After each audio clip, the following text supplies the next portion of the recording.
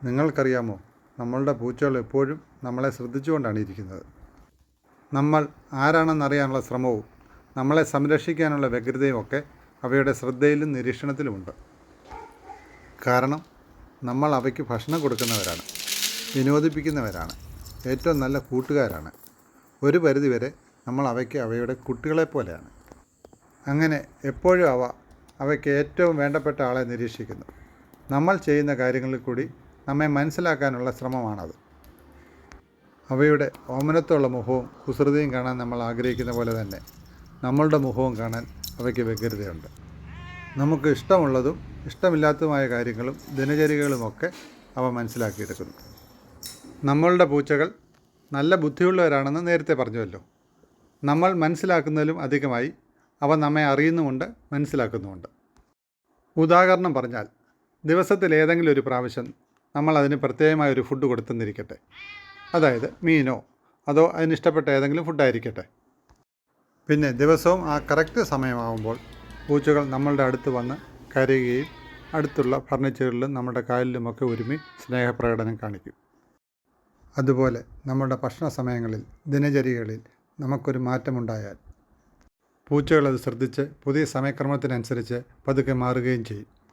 അങ്ങനെ ജീവിതവുമായി പൊരുത്തപ്പെടാനുള്ള ഒരു പ്രത്യേക കഴിവ് പൂച്ചകൾക്കുണ്ട്. കൂടാതെ യജമാനന് മാറ്റങ്ങളുടെ ഘട്ടങ്ങളിൽ വൈകാരിക പിന്തുണ നൽകാൻ പൂച്ചകൾ ശ്രദ്ധിക്കാറുണ്ട്. നമ്മൾ ഒരു ദൂരയാത്രയ്ക്കോ അഥവാ ഒരു ചെറിയ യാത്രയ്ക്കോ തയ്യാറെടുക്കുകയാണെങ്കിലും പൂച്ചകൾക്കതറിയാം. യാദൃച്ഛികമായി പൂച്ചകൾ കണ്ടെത്തുന്ന കാര്യമല്ല അത്. നമ്മളുടെ ദിനചര്യകളിൽ വരുന്ന മാറ്റം, സാധനങ്ങൾ വാങ്ങുകയും അടുക്കി വെക്കുകയൊക്കെ ചെയ്യുന്നത് അവയ്ക്ക് മനസ്സിലാകുന്നുണ്ട്. നിരീക്ഷണത്തിൻ്റെ രാജാക്കന്മാരാണല്ലോ പൂച്ചകൾ.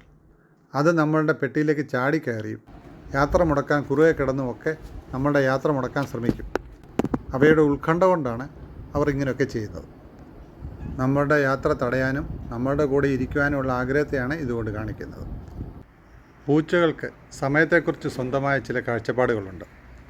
നമ്മളൊരു ചെറിയ യാത്ര കഴിഞ്ഞ് വരുമ്പോഴും ദിവസം മുഴുവനും അല്ലെങ്കിൽ ദിവസങ്ങളോളം നീണ്ടു നിൽക്കുന്നതോ ആയ യാത്ര കഴിഞ്ഞ് വരുമ്പോഴുണ്ടാകുന്ന പൂച്ചകളുടെ പ്രതികരണം ഒന്ന് ശ്രദ്ധിച്ചു നോക്കൂ.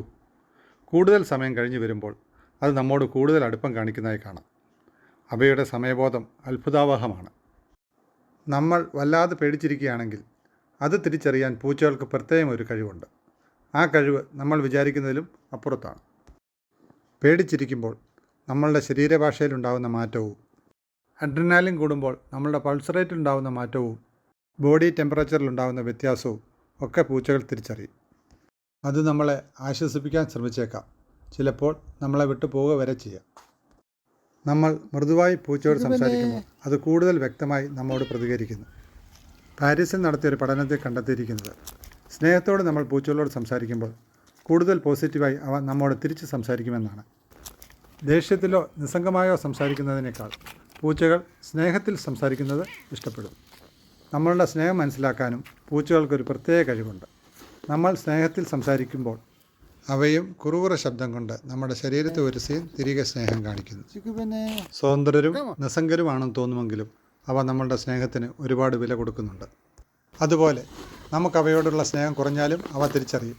ചിലപ്പോൾ അവ നമ്മെ അവഗണിക്കുക പോലും ചെയ്യും. ഇനിയും നിങ്ങൾ പൂച്ചയെ വിളിക്കുമ്പോൾ മൃദുവായി സ്നേഹത്തോടൊന്ന് വിളിച്ചു നോക്കൂ. എന്നിട്ട് അതിൻ്റെ പ്രതികരണം അറിയിക്കുമല്ലോ. പൂച്ചകളുമായുള്ള ബന്ധം അത്ര എളുപ്പമല്ല. അവ ജീവിതത്തിൽ നമ്മെ പലതും പഠിപ്പിക്കുന്നുണ്ട്, പ്രത്യേകിച്ച് നമ്മളുടെ പോരായ്മകൾ. അത് മനസ്സിലാക്കാൻ നമ്മൾ തയ്യാറാകണമെന്ന് മാത്രം. പൂച്ചകളും മനുഷ്യരുമായുള്ള ബന്ധത്തെക്കുറിച്ച് നിങ്ങളുടെ അഭിപ്രായം കമൻറ്റ് ബോക്സിൽ എഴുതുമല്ലോ.